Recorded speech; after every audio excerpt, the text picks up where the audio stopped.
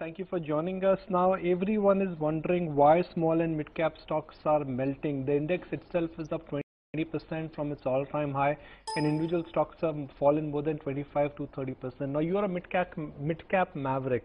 You understand the small and the mid-cap space like nobody, and this kind of selling, I'm sure, is quite gut-wrenching. Yes, good morning, Nivanj. This kind of a selling and the mid caps and small caps coming down, it's a very normal kind of phenomenon in the market. See, people who have seen markets only in the last 5 years, there can be some kind of panic or there is no tomorrow kind of feeling coming to them. But people who have seen the market for 10 years and 20 years and 30 years, this is not anything unusual in the market. So I feel this is a great opportunity. Or I would put it, this is another opportunity for stock pickers. Especially, India has, millions of new investors aspiring to invest in the equities. And this is a historic phenomenon. Millions of people, tens of thousands of households, middle-class people, they want to try first time equities in their portfolio, other than gold, real estate, and bank deposits. So we are at such kind of an inflection point. So this is a beautiful thing happening in the market where you get stocks in the world's largest or the fastest growing economy, at reasonable levels, and where the economy is going to grow at 7.58, 9% kind of, expectations in the coming quarters. So I think it's what has happened is, it is cleaning up the market with the over leveraged positions, and people have to come out of the complacency. In the last 5 years was very, very, easy to make money kind of a period. So now, 2018, we have entered into a period, where you have to be a smart stock picker to make money. You have to be conservative, and you should not get, or go by the market frenzy. So people have learned lessons, those who have come new to the market also. So, and market is very sober, comfortable valuation, and I feel very good at this point of time. If the new money coming into the equities, it can be very comfortably deployed with a margin of safety. So that is how I am seeing the market today.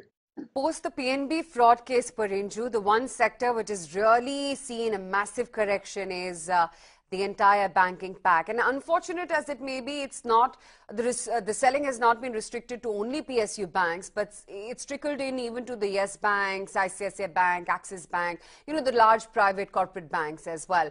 Shyam Murli here wants to know, for instance, is Federal Bank a good buy or not? He holds some shares. I'm not going to get into his individual account holdings, but have you been a buyer in the recent bout of correction that has played out in banks? Any of the names? Okay, this banking scam is the hottest issue in the stock market. Every investor has been talking about now the PNB fraud or the scam. So, in fact, the knowledgeable people in the market were knowing these things. A lot of things are going to come out in public. I remember many experts have been talking about, the potential defaults, frauds, and large NPAs still to be to see the light. People have been talking about it in the last 2 years. Now the point of time has come, it's all coming out. Actually, now the PNB fraud, you can't see it, as a single incident. See, there is a tendency in the society, I would say. What this is reflecting, it's nothing but the erosion of values in our society. Wherever people get an opportunity to steal, to defraud, to make money, they are utilizing that. So the only way is to make compulsive, systems and procedures to be followed in the banking system. In fact, India's banking system has evolved over a period of time with the wonderful systems and process. And where we are failing because of these corrupt minds working in politics or connected, various aspects of it in the banking system itself, the political involvement, many other things have been happening in the last couple of decades in an unsustainable manner. So we have this very bad outcome now triggered with the PNB scam. Many others are also defaulting. So I think in one of my couple of months back, one of the interviews I was talking about, when you asked about I think Nigunj asked me about the PSU banks. So what I think I remember what I replied, I have got better things to do in the market. So the situation is still that, I'm very happy that we never bought a PSU bank in the last 15 years in our portfolio management. So this is because knowledge about what's going on in PSU banks.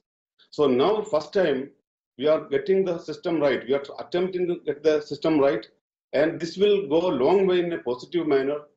But there is no takeaway for the equity investors from this banking scam, which stock to buy or sell. Of course, this PSU banking system. Now, Uday Kotak was talking about, the private and public sector banks businesses are going to be 50-50 in the next 5 years time, in the few years time. So that is indicating more business in the private banking system. So Federal Bank maybe a stock which is very safe, I feel, and can grow, but it's very difficult long term.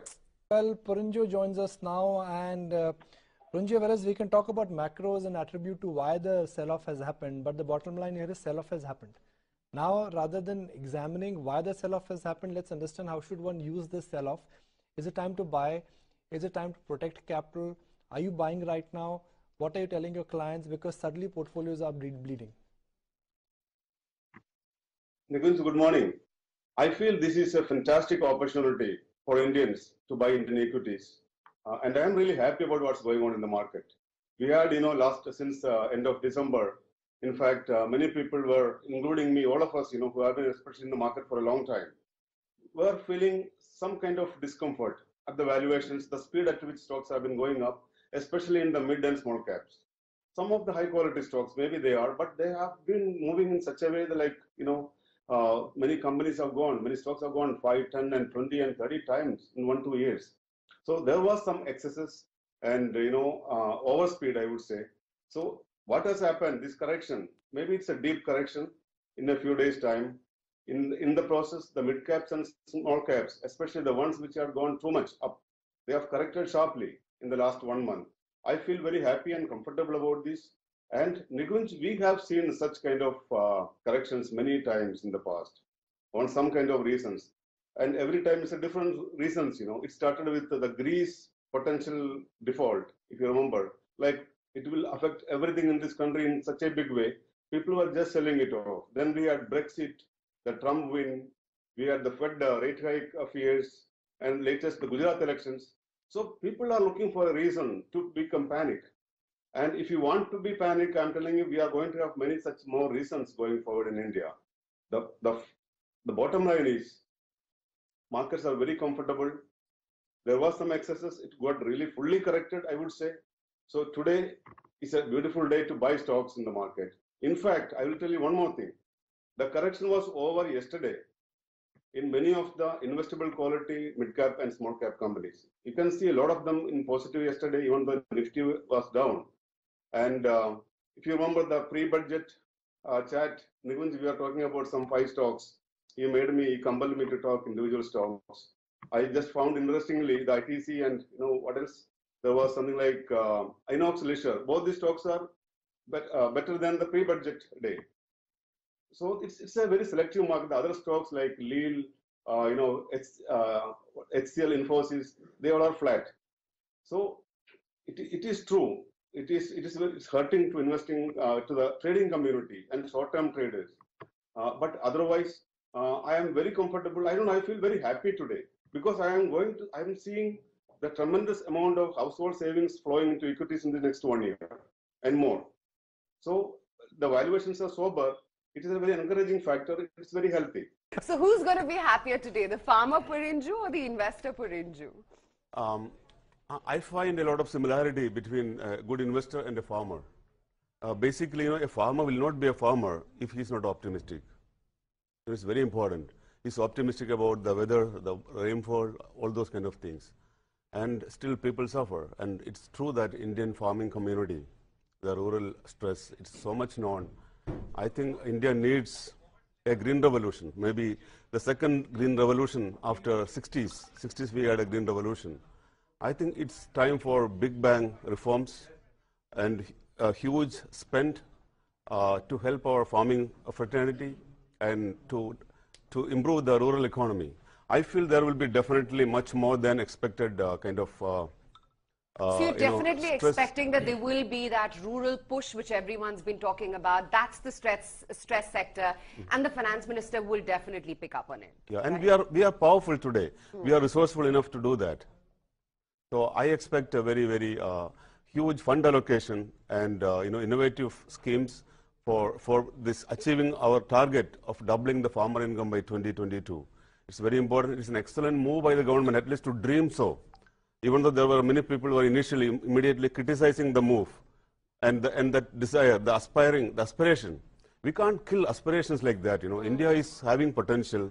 So why can't we dream and why can't we having aspirations to grow big? Right. So, Porinju, for an investor, it's all about stocks. So if that agri push or rural sector push does come about in the budget today, what are the themes that you bet on? Because this is a large gamut of names that we are talking about. Everything from a Dabur to a Unilever to a Mahindra & Mahindra tractor manufacturer like that, or for that matter, some of the fertilizer companies, everything stands to benefit. So how is it that you pick and choose that if there is an increased rural allocation in the budget, what stocks will I buy?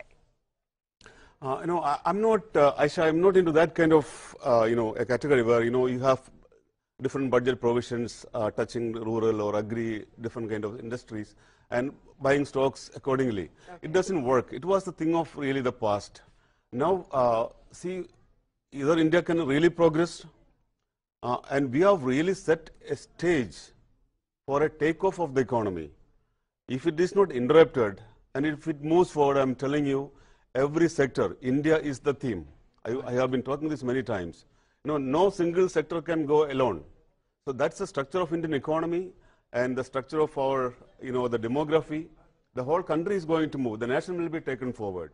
So I think I appreciate the government for making a stage set for a takeoff at this point of time. I am very optimistic. We had 2 years of structural reforms and those restructuring of the economy, which should lead to a much higher growth. I strongly believe India, our economy is going to grow at 8% plus for the next 2 years. Porinju, every time I've challenged your conviction on Indian stocks and in the Indian economy, I guess you managed to sort of beat me and come up with a very positive counter argument. So now at 11K, what is your market view? Good morning, Nikunj. See, I am not really surprised when Nifty touches 11,000 or maybe 12,000 after some time. See, this is the just natural sequence of events happening in our country. Something differently, since we got independence 70 years ago.